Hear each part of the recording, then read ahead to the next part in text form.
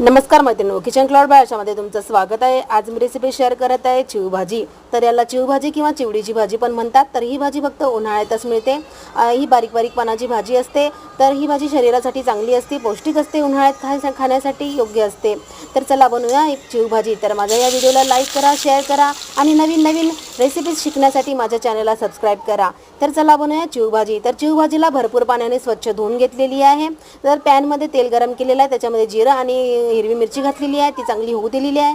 त्यासोबतच बारीक चिरलेला कांदा घातलेला आहे। कांदा मी भरपूर घातलेला आहे याच्यामध्ये। आणि सोबतच आपल्याला कांदा झाल्यानंतर गोल्डन ब्राऊन झाल्यानंतर आपल्याला याच्यामध्ये हळद, हिंग, तिखट, मीठ घालायचं आहे। आणि हे परतल्यानंतर परतत असतानाच आपल्याला टोमॅटो घालायचा आहे। टोमॅटो घातल्यानंतर आपल्याला थोडासा टोमॅटो त्याच्यामध्ये तेलामध्ये होऊ द्यायचा, स्मॅश होऊ द्यायचा आहे। आणि सोबतच आपल्याला चिव भाजी याच्यात सोडायची आहे। आणि ही भाजी चांगली मिक्स होऊन घ्यायची आहे। मिक्समध्ये मसाल्याला चांगली लागलेली पाहिजे आहे। आणि पटकन आपल्याला झाकून द्यायचं आहे। आणि आपल्या एका वाफेत ही चिव भाजी तयार होते।